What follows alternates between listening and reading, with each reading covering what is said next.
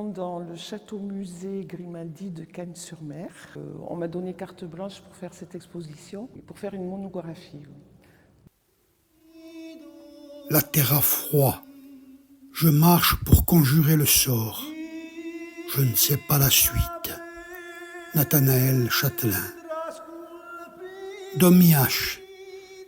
Ces quelques mots du poète suffisent à auréoler cette nomade spirituelle, cet inépuisable romantique wanderer. Mais écrire n'est pas d'écrire, peindre n'est pas dépeindre. Alors, comment voir, percevoir cette sombre lumière aux mille nuances qu'offre à nos yeux de regardeurs cet indéfinissable artiste? Comment pénétrer son impénétrable univers? Soudain, elle part, là où l'air est plein d'univers, de cris d'étoiles et de poèmes froissés. À son espéré retour, elle nous donne en passionnant partage ses incroyables itinérances. Alors, pourquoi perturberais-je cette tendre et passionnée liaison heureuse avec cette noire rigueur en balbutiant quelques mots là où il suffit de voir? Domiache est une délicieuse funambule dansant sur le fil du temps.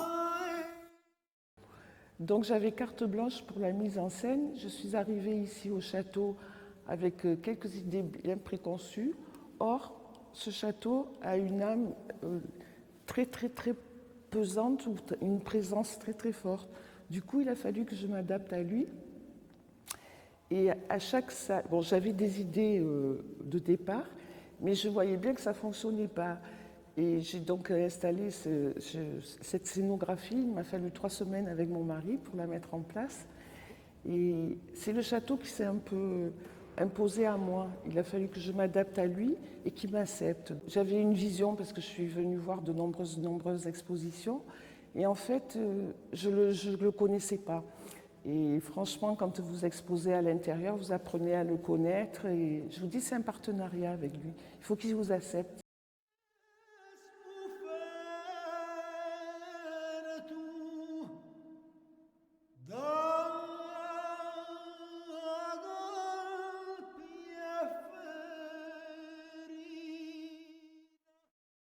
Ma première exposition, je l'ai donnée au pied du château.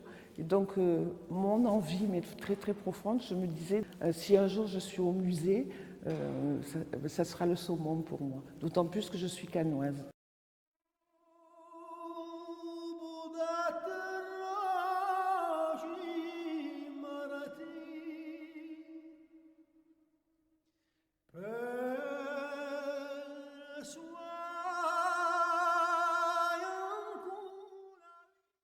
Avec mon titre itinérant, c'est mon parcours d'artiste en fait.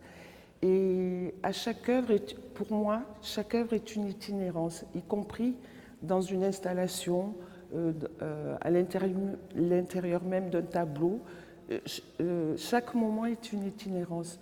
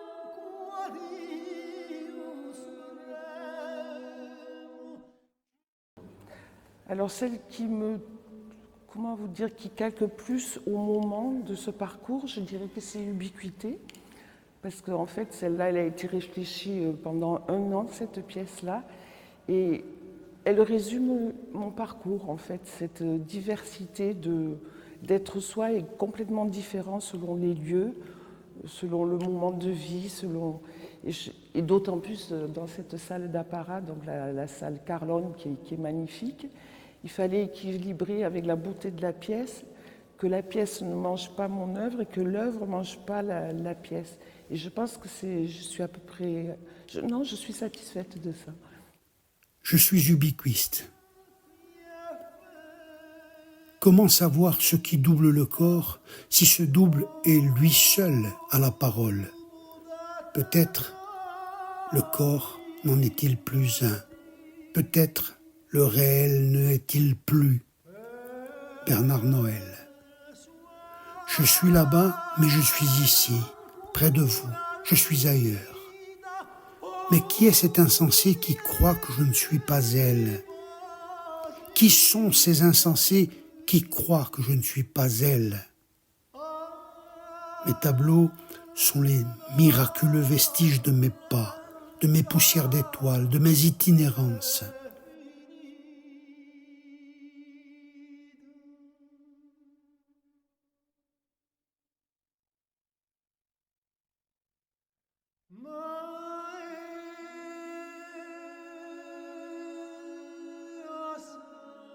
En sortant du château musée de Cagnes en cette froide après-midi de février, je suis encore agité et ému par mon parcours dans les itinérances de Domiache.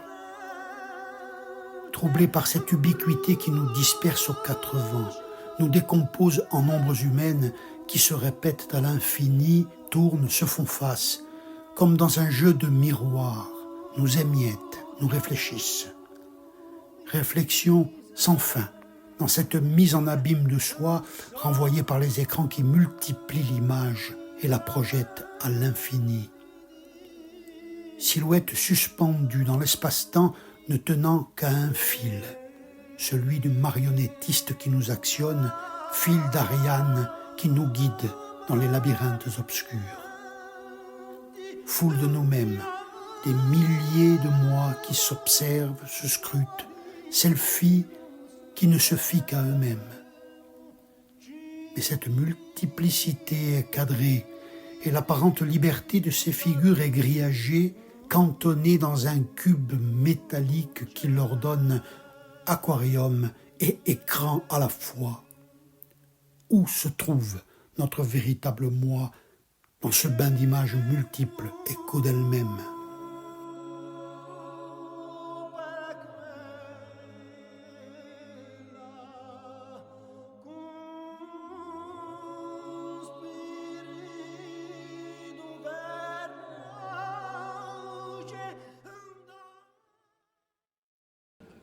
J'ai toujours aimé le noir parce que ça vient de là. Je suis née à l'Île-sur-Sorgue et à l'Île-sur-Sorgue, il y a des petits canaux comme à Venise et pour le coup, le bas des murs, tous les bas de murs sont noirs.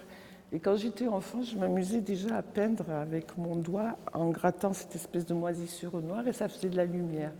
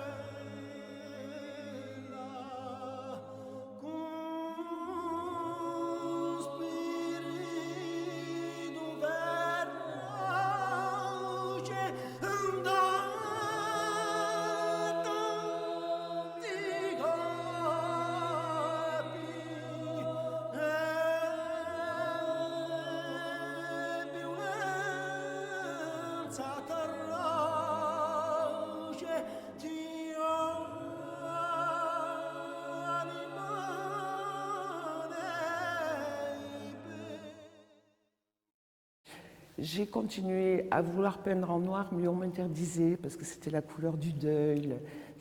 C'était pas quelque chose qu'on aimait. Donc je me suis mise un peu dans la couleur, mais c'était pas satisfaisant pour moi.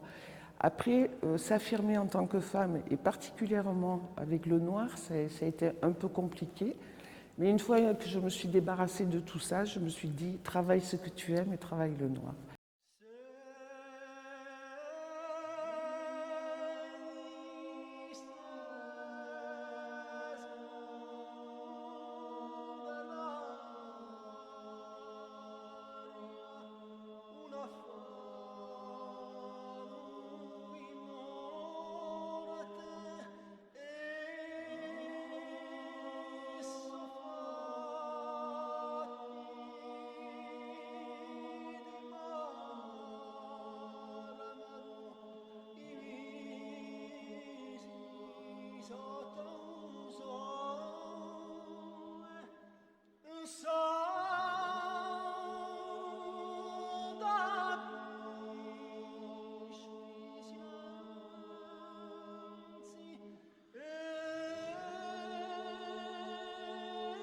Ma tête fourmille.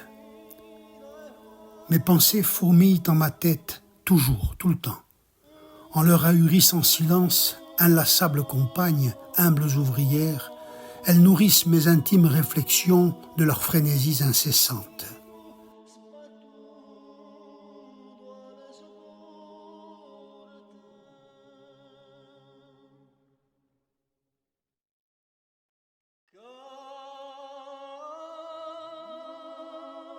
Me croirez-vous, quand parfois j'en saisis une toute vibrante et brillante, vibrante porteuse d'une œuvre d'art. Moi, miracle, créateur, scrupuleusement, fidèlement, je la suis.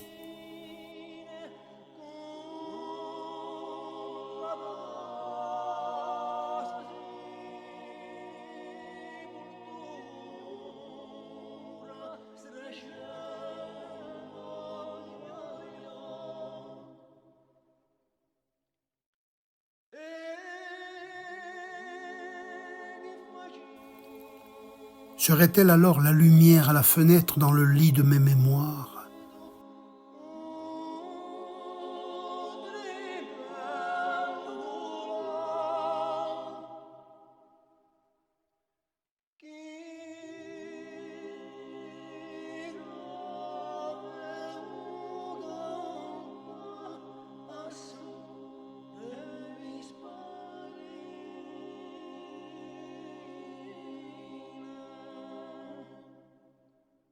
Que ferais-je sans vous, mes pensées fourmillent ?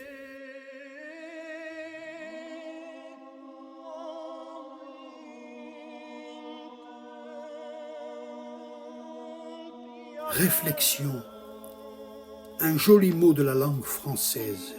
Réflexion de la lumière, réflexion du cerveau. Dans les deux cas, il s'agit de duplication, de multiplication. Les chaînes de neurones sont des colonnes de fourmis qui transportent les bribes de pensées, de souvenirs, d'émotions. L'agitation incessante du cerveau est à la fois source d'angoisse et de création.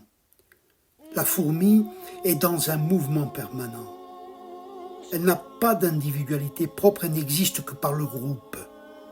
Cette installation est une métaphore de l'esprit et de la pensée, mais peut-être aussi une prédiction de l'avenir de l'homme.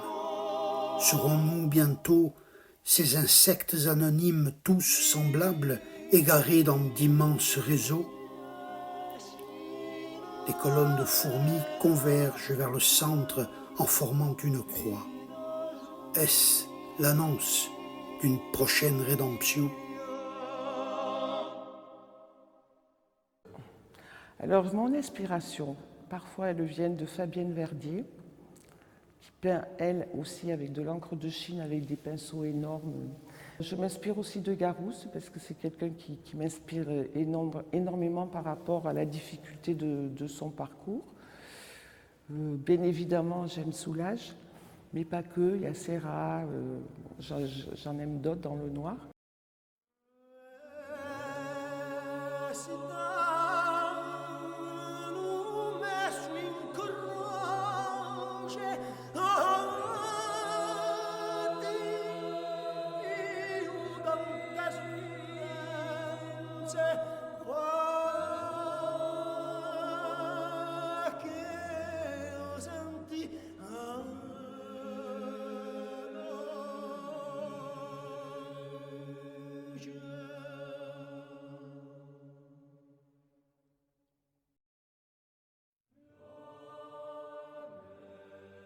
énigmatique symbole. Ultime souffrance de la passion, voie de la rédemption. Diaphane, irréel, magie des nuances irréelles, abritant, protégeant l'autel sacré. La décrire, oui, possible. Les mots teintés de métaphysique se révèlent inutiles, désuets.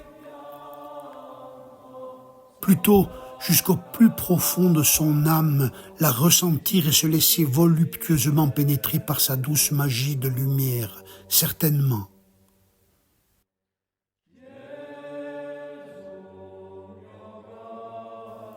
Devant une telle puissance évocatrice, gardons juste en mémoire cette superbe sentence d'André Breton.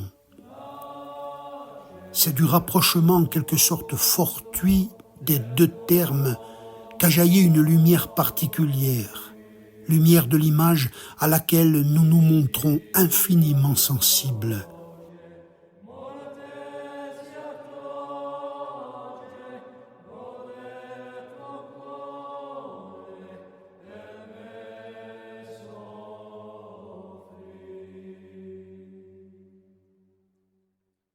Dans la salle de la Passion, tout au fond, une croix toute drapée de coulures noires.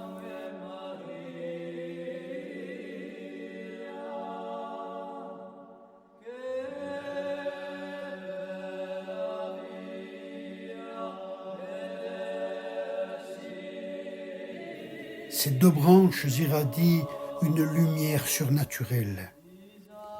La passion est souffrance, sacrifice. Elle est également vive émotion, sentiment qui envahit l'esprit. Cette ambivalence est celle de la création artistique. Souffrance, don de soi. Elle est aussi l'expression des cris enfouis au fond de l'âme, ce que l'on ressent quand on parcourt ces itinérances.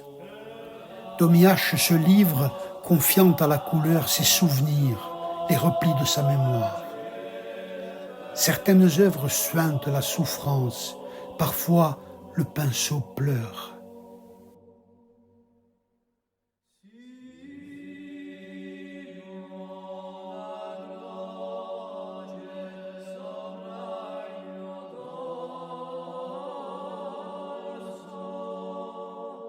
Les deux branches de la croix relient le ciel et la terre et la communauté des humains. L'aspect végétal de cette œuvre fait d'emblée penser à un arbre dont les racines puisent dans le sol et les branches dans le ciel. Ultime message d'espoir, cette croix, comme l'arbre, sont garants de la survie de l'humanité. Cet optimisme, on le perçoit aussi dans le tableau de la scène. Les apôtres y deviennent des flammes vives veillant sur les humains.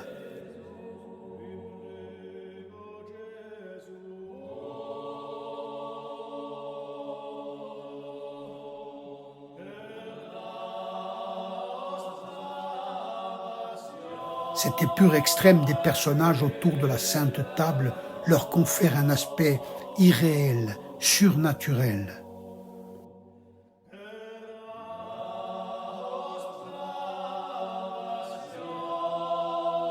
En érodant l'aspect humain des personnages, Domi H leur donne une valeur universelle.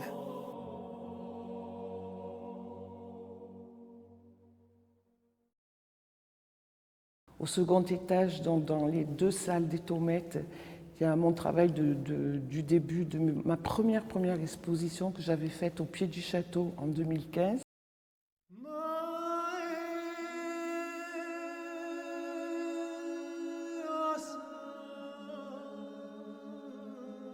Émerveillé par la magie de ce moment unique, où les formes et les couleurs sont la projection sur la toile de son moi et de ses émois.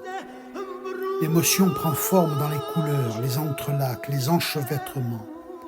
Elle devient visible et on partage alors les drames intérieurs, les tourments intimes qui depuis l'enfance sourdent dans les rivières souterraines de l'âme.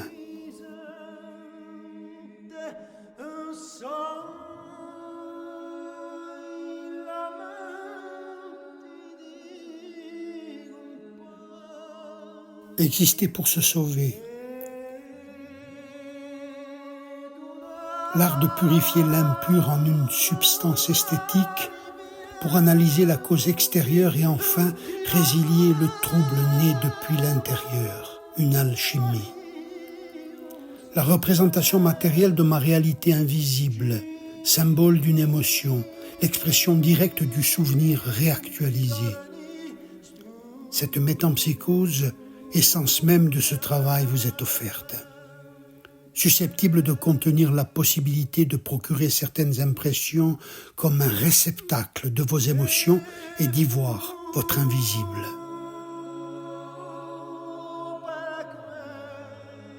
Tout comme un écho, résultat du mouvement, de l'impulsion, de la pulsion et de l'aptitude à la forme, où l'intime constitue le fond de l'expression.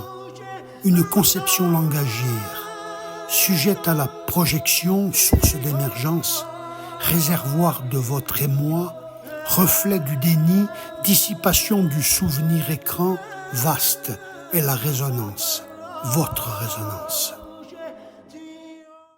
J'ai supprimé un petit peu les couleurs. C'était la période de l'attentat de Nice, donc là j'ai créé la bête immonde et sang d'encre pour assumer mon noir petit à petit.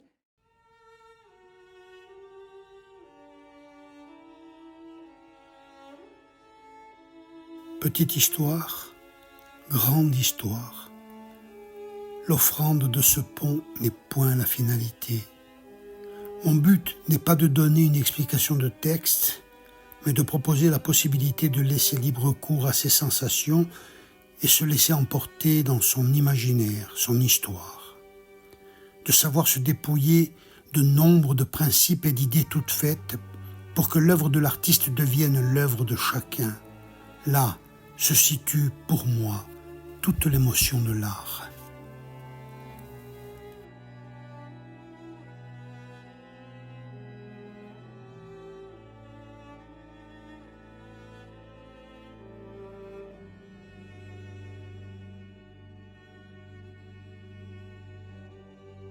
On fait bientôt corps avec la toile dans une sorte d'union alchimique.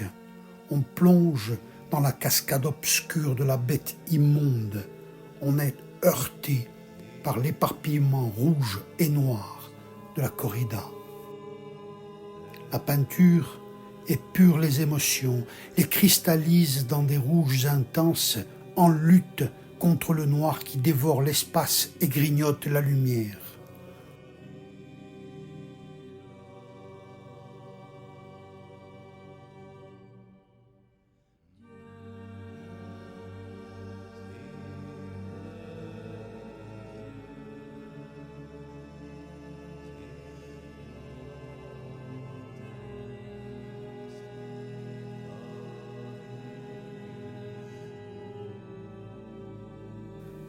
On est happé par ce magma incandescent, absorbé dans ces flammes de lumière.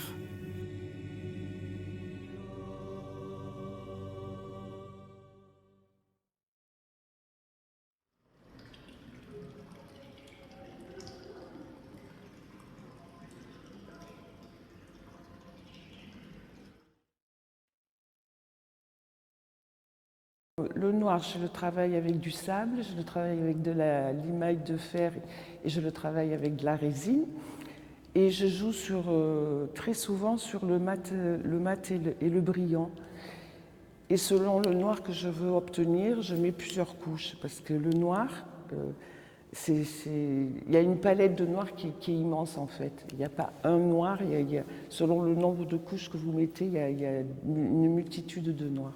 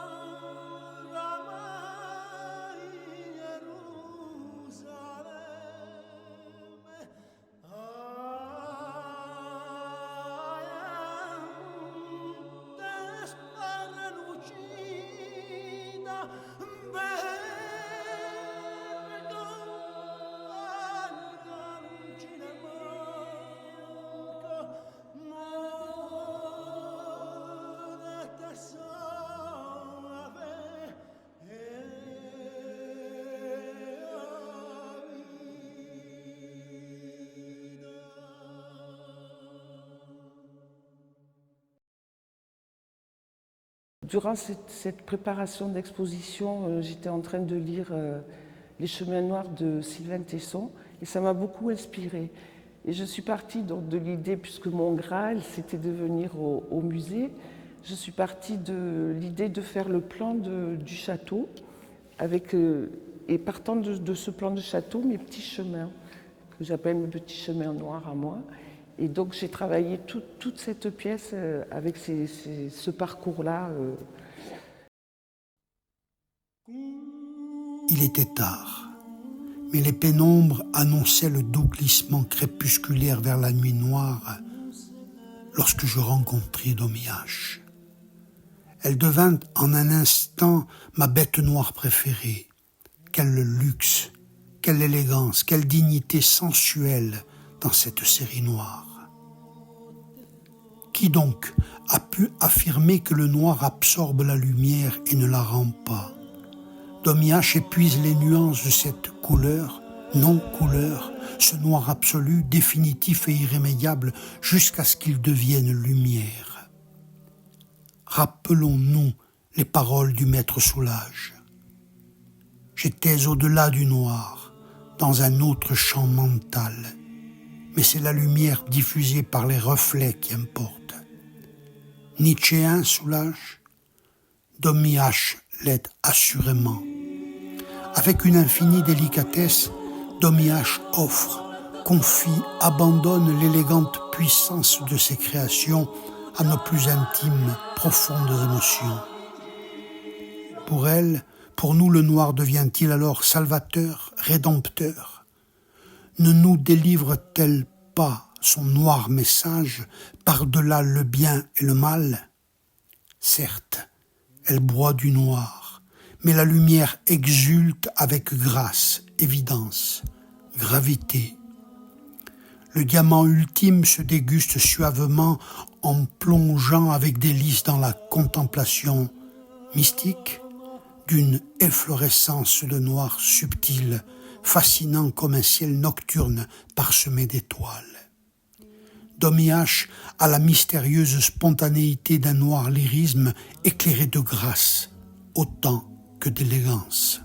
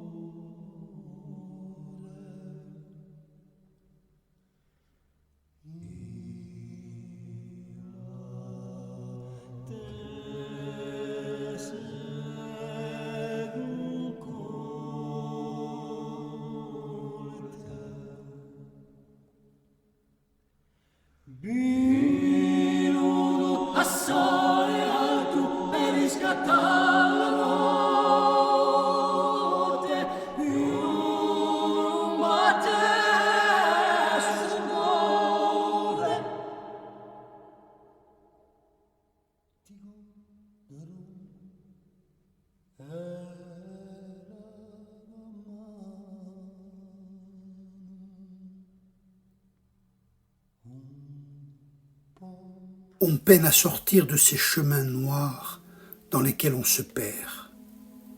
Le noir est l'ultime aboutissement de la couleur. Absente, celle-ci irradie pourtant.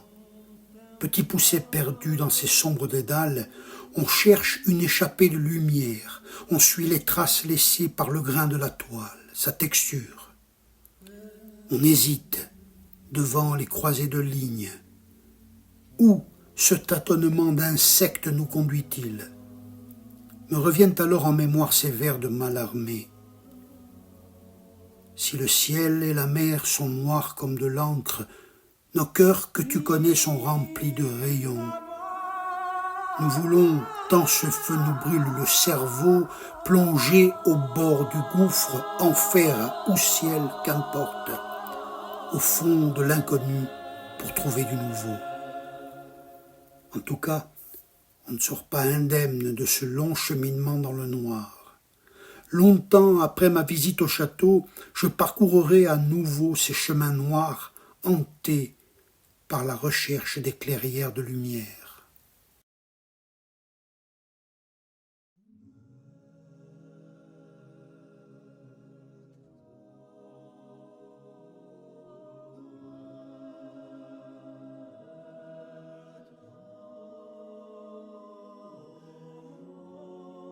En nous accompagnant tout au long de ces itinérances, Domiache nous a montré combien ses parcours artistiques et humains étaient liés. Ses œuvres sont les fruits de racines anciennes. Elles portent en elles le regard de l'enfant qu'elle était, les lieux qu'elle a traversés. Avec beaucoup d'émotion, nous avons partagé le souvenir de ses parents dont la présence est la flamme vive de l'exposition. Alors mon projet, c'est que justement cette installation d'ubiquité parte ailleurs. J'espère qu'elle va effectivement être itinérante.